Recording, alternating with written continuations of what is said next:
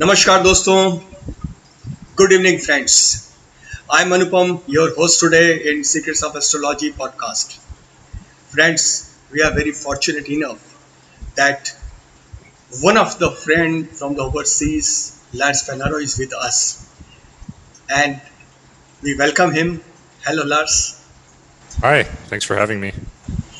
So, before going for the journey, and as you know, the title of the series is "How to Start Your Journey in Field of Astrology," and we are talking to the most genuine scholars in field of astrology from the globe, from any practice doctrine.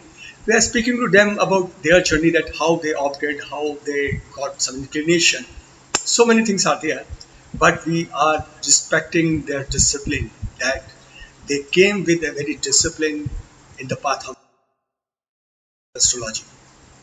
So I know about a few things about Lars. I've seen him as a musician, a man with ever smiling face, a very cool person. His inner smile is giving a very harmonious relation with his inner selves too. We have a common thing, that we both believe in philosophy and teachings of Sri Aurobindo and Sri Ma. He's well aware about Indian mythology, Indian philosophies also, but a great understanding in the Hellenistic astrology too. And he respects both the systems. He has his own views. Other than that, he plays guitar. Those melodies and those beautiful melodies he always find in the nature, and that's why I've seen him. He was always posting a beautiful, colorful, joyful photographs of nature. So that kind of this great personality, Lars, is with us. We respect him a lot, and we are thankful to him that he has imparted us time to have some valuable, knowledgeable session. So, welcome, Lars, again.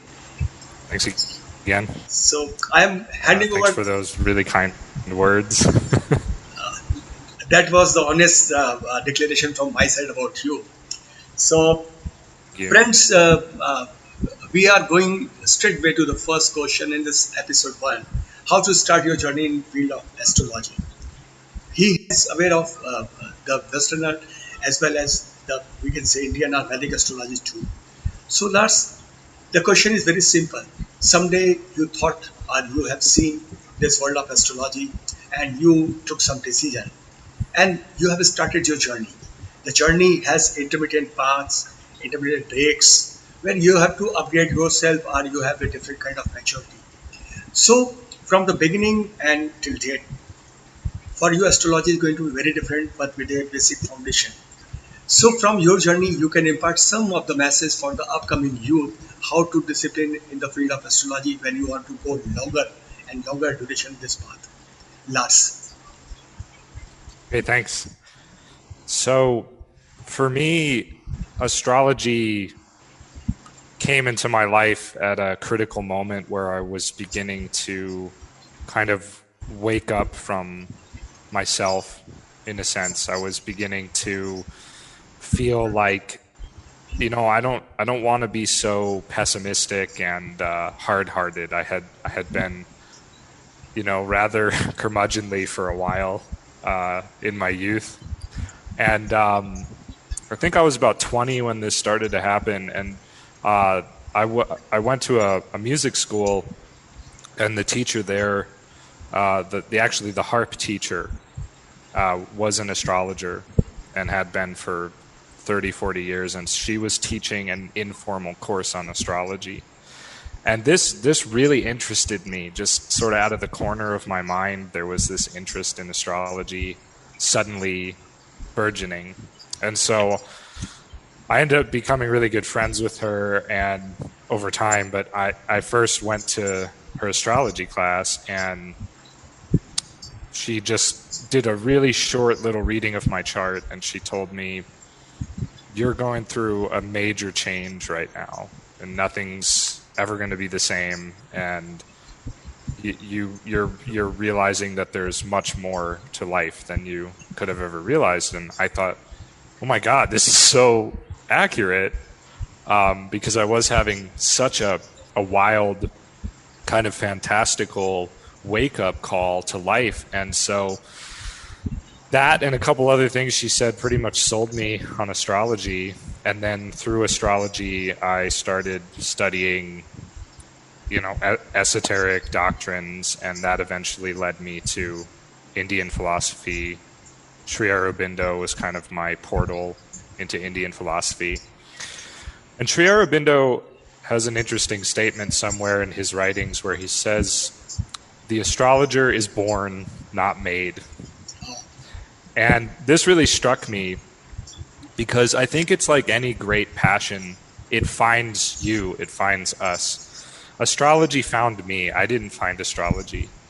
The guitar found me. I didn't find the guitar, and so on. It's been like that with really anything in my life. Sri Aurobindo,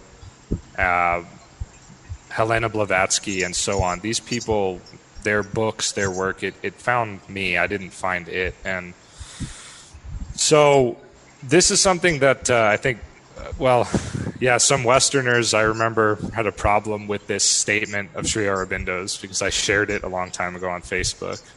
I shared it because it was compelling. I didn't share it with any sort of agenda to start an argument. I just was like, yes, this. And so some Westerners I know had a problem with that because they felt like, well, I've worked really hard at this, and you can't just say that and blah blah blah. But I think the point isn't that we don't work hard at astrology. I think the point is that it's something you either have the inclination for it or you don't. And there's a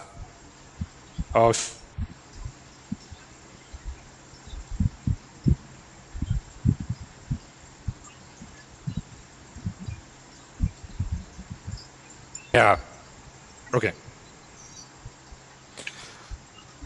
So the point.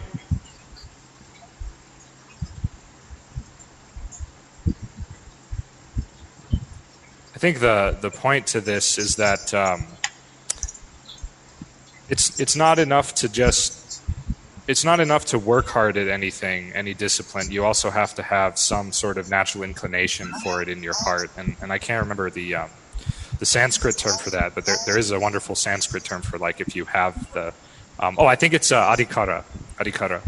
You have the adhikara to do something, right? You kind of have it in your heart. So astrology is something that you have to come at from your heart. As much as we study and think about it up here, you have to come at it from your heart. And to be a good astrologer requires a very open mind, a very open heart, and a lot of humility. This is a sacred science that you don't just go and learn it and then you're done. This is something that we can study for the rest of our lives and probably for many lifetimes and so on, because it is so vast and it has so much to offer. And it reveals so much profundity about life. So I guess in a sense is to people starting out as astrologers, be open-minded, get out of your comfort zone, study everything that you can, study as many different types of astrology as you can, and then really choose the one to focus on for a while that really speaks to your heart and really learn it. Don't change things around because they don't make sense to you at first. There are a lot of Westerners doing that with Vedic astrology, and I think that's it's not good or bad. It's just, to me, we need to learn what's there. We need to learn what's there. And Vedic astrology, Jyotish, is not.